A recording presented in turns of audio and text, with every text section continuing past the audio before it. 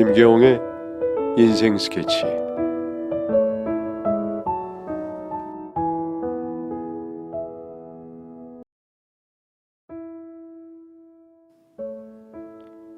시어머니가 자기 자식들이 저런 생각을 하는 걸 아시면 얼마나 마음이 아프실까 싶어서 시어머니한테는 말씀드리지 못하겠더라고요. 대신 남편에게 들은 걸 다 말하고 시어머니를 모시고 살자고 했습니다. 그리고 가족들 앞에서 시어머니를 모시겠다고 선언을 했죠. 누구보다도 저희 부부의 결정을 반길 줄 알았던 시누이들은 오히려 제가 시어머니를 모시겠다고 하자 무슨 꿍꿍이가 있는 건 아닌지 의심의 눈초리로 저를 쳐다보았습니다. 그리고는 자신들과 저를 같은 취급하면서 헛소리를 해댔어요. 그동안 받은 것도 모자라서 남아있는 것까지 모조리 가지고 싶나 보지? 어머니가 지금 큰 수술을 하고 계신데 그게 할 소리예요? 재산 나눌 일이 있으면은 시어머니가 어련히 알아서 하시겠죠. 그렇게 또 한바탕을 하게 되었습니다. 이 사건을 계기로 저는 더 이상 이런 사람들과 상종을 하지 말아야겠다고 다짐을 했습니다. 다행히 시어머니의 뇌수술은 성공적이었습니다. 수술 후 어느 정도 몸을 회복하고 제가 시어머니를 모시고 집으로 가는데 시어머니가 갑자기 의미심장한 말씀을 하셨어요. 너일 줄 알았다. 어떻게 미리 아셨어요? 혹시 신기가 떨어졌다는 게 그냥 하신 말씀이에요? 굳이 그런 게 없어도 알 수 있다. 시어머니는 그저 인자한 미소를 지으시며 대답하셨죠. 사실 어릴 적 엄마가 무당에 미쳐있던 문제 때문에 시어머니를 괜히 꺼림직하게 여겼던 마음이 있었는데 같이 살며 지내보니 제가 편견을 가지고 있었던 것이었습니다. 시어머니는 누구보다 배려심이 많으시고 소박하신 분이셨습니다. 가끔씩 느낌이 올 때가 있다며 대가 없이 일어날 일에 대해 알려주기도 하고 무당일을 관뒀는데도 굳이 찾아와서 도움을 구하는 사람들 중 어떤 사람에겐 좋은 말을 해주시고 돈을 쥐어주시기도 하셨죠. 시어머니께 여쭤보니 안 좋은 일을 괜히 언급하시기도 싫고 입 밖에 낸 말 때문에 오히려 그 운명에 묶여버리는 사람들도 여러 보았기 때문이라고 하셨죠. 이런 말 덕분에 무당에 대해 안 좋았던 인식이 좀 바뀌었지만 앓는 소리를 하며 살려달라는 시어머니 때문에 여전히 무속이란 그냥 사람들 현혹하고 돈 버는 일이라는 생각을 품고 있었습니다. 하루는 친구들과 등산을 하러 가려는데 갑자기 시어머니가 전화를 하셨습니다. 아가, 나 죽겠다. 갑자기 머리가 너무 아프다. 와서 나 좀 병원에 데려가다오. 앓는 소리를 하시며 살려달라는 시어머니 때문에 등산은 가지 못하고 집으로 불이 나게 달려갔습니다. 찾아가 보니 시어머니의 꾀병이셨습니다. 등산에 가면 큰 화가 날 것 같아서 못 가게 하려고 거짓말을 하셨다고 하시더군요. 등산 가지 말라고 고지고시대로 말하면은 무시하고 갈 것 같아서 어쩔 수 없이 거짓말을 했다면서 미안하다고 사과를 하셨습니다. 당시에는 시어머니에게 화를 냈었지만 후일 친구를 통해 듣기로 가려던 산에서 오래된 길이 무너져 내려 크게 다친 사람이 있다는 얘기를 듣게 되었었죠. 만약에 시어머니가 점괘가 안 좋았다며 집에 오라고 했다면은 제가 등산을 포기하지 않았을 거라고 생각이 들었습니다. 사실 여전히 점을 믿지는 않지만 시어머니에게 사고 이야기를 전하면서 그때 화냈던 것을 사과했습니다. 그리고 시어머니에 대한 편견을 어느 정도 버리게 되었습니다. 신발이 떨어졌다곤 해도 종종 사람들의 점을 봐주고 복채도 받으시던 시어머니의 소일거리 하나가 있었습니다. 재활 겸 산책을 하시며 시장을 돌아다니다가 아무도 돈 주고 사지 않을 골통품을 사 모으시는 것이었죠. 집에 자꾸 고물들이 늘어나고 있고 자리를 차지하고 있는 게 보기 좋지 않아서 저는 남이 쓰던 물건 막 들어놓으면 안 좋은 거 아니냐고 여쭤봤었죠.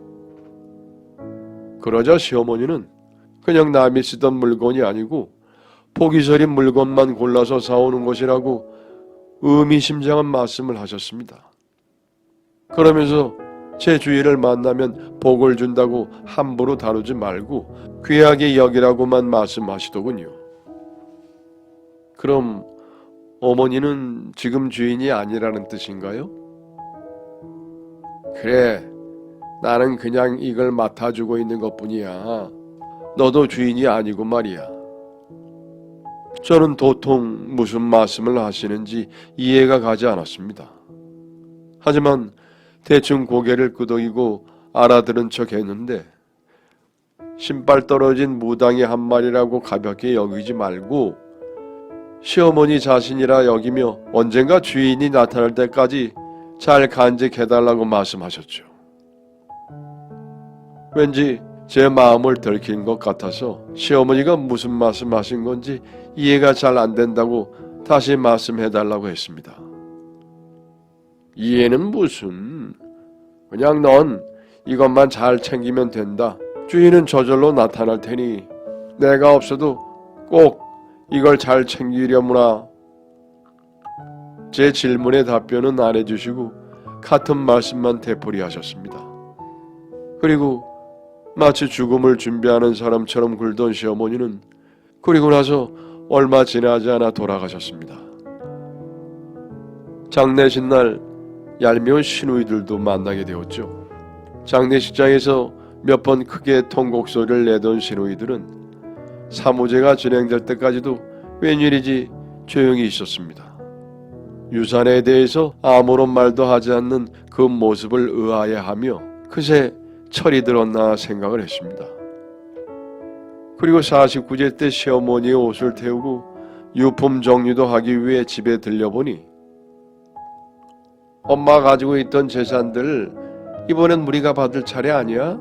이 집 살림살이 죄다 우리 몫이니까 신경 쓰지 마.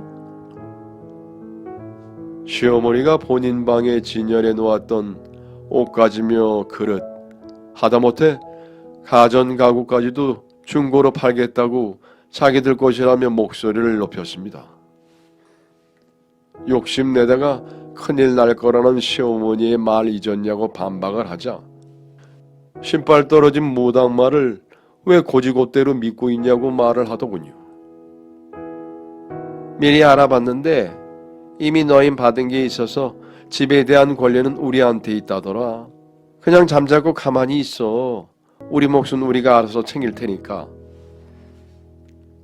어머니랑 같이 산 세월이 있는데 제가 이 물건들을 제멋대로 처분해 쓰겠어요? 게다가 어머니 장례 중인데 상식적으로도 어머니를 모시고 산 것에 대한 기여는 고려하지도 않고 멋대로 이렇게 집을 들쑤서 놓는다고 한들 법적으로 유리할 게 없을걸요? 저는 화가 났지만 논리정연하게 따졌습니다. 그러자 시누이들도 잠시 머리를 굴리더니 동정에 호소하기 시작을 하더군요.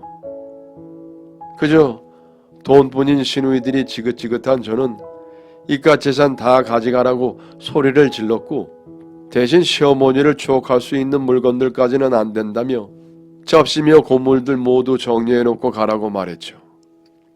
특히 골통품들은 시어머니가 아끼시던 물건들이니 하나라도 깨면 법적으로 처리하겠다고 원포를 놓자 조심조심하며 본인들이 어지른 것들을 정리를 했습니다. 남편에게 일을 전하자 남편은 누나들과 소송도 불사하겠다고 화를 엄청나게 냈습니다. 결국 시어머니가 저에게 소중한 물건이라고 귀하게 여기라고 하셨던 식기류와 고물들을 제외하고 모두 처분을 했습니다. 그리고 생긴 돈은 시누이들끼리 나누기로 합의를 보고 아예 연을 끊고 지내기로 했죠. 이사를 하고 시어머니의 빈자리를 느끼며 허전해하던 중 남편과 편의점 근무 교대를 하려는데 남자 하나가 찾아왔습니다. 여기 같이 사시던 어르신이 얼마 전 돌아가셨죠? 어르신이 돌아가시기 전에 저에게 언지를 준 게 있어서 찾아왔습니다. 이야기를 들어보니 이 남자는 시어머니한테 점을 보던 단골이었습니다. 그런데 얼마 전 자기가 곧 죽을 것이라고 하면서 부탁이 있다고 시어머니가 이 남자를 찾아왔대요. 그리고는 장례식 치르고 조금 있다가 고물들을 감정 좀 해달라는 부탁을 하시고는 편의점 주소를 알려줬다고 했어요. 저와 남편은 어리둥절해 하면서도 왠지 시어머니가 남긴 유언 같기도 해서 함께 시어머니가 모아둔 고물들의 감정을 받아보았습니다. 그런데 놀랍게도 제 눈에는 그저 보잘것없는 허름한 골통품들이었는데 말입니다. 시어머니가 무슨 일이 생겨도 이것들을 꼭 챙기라고 하셨는데 그 이유가 있었던 것이었습니다. 아무래도 시어머니는 이것들의 가치를 예전부터 알고 있으셨던 것 같았습니다. 감정사가 자신이 이것들을 다 사고 싶다고 말을 했습니다. 저는 감정사에게 잘 감정해 주셔서 감사하지만 시어머니께서 이건 주인이 따로 있다고 말씀하셔서 팔 수는 없다고 했습니다. 그러자 감정사는 저에게 정말 정직한 사람이라고 하며 여기까지도 시어머니가 자신한테 말해준 그대로라면서 놀라했습니다. 그리고는 그 진짜 주인은 시어머니의 말씀대로 저희 부부라고 말을 했습니다. 그게 무슨 의미냐고 되묻자 곧 알게 될 거라고 하면서 다음에 다시 물건을 사러 오겠다면서 돌아갔습니다. 시어머니가 남겼다는 말의 의미, 복 있는 물건의 주인이 누구인지 알게 된 것은 얼마 후의 일이었습니다. 왠지 속이 미식거려 들렸던 병원에서 반가운 소식을 듣게 되었죠. 오랫동안 아이가 없던 저에게 아이가 생겼다는 소식이었습니다.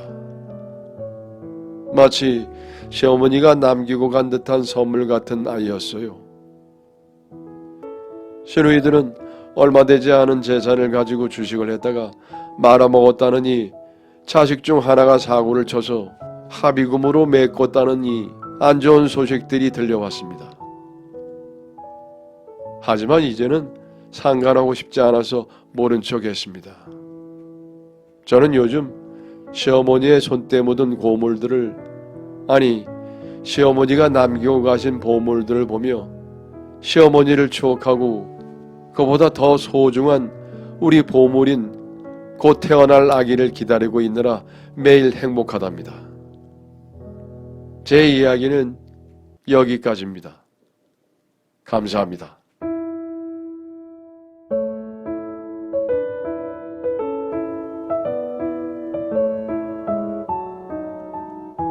여러분의 사연을 기다리고 있습니다. 내용은 제한이 없습니다. 구독과 좋아요는 저에게 많은 힘이 됩니다.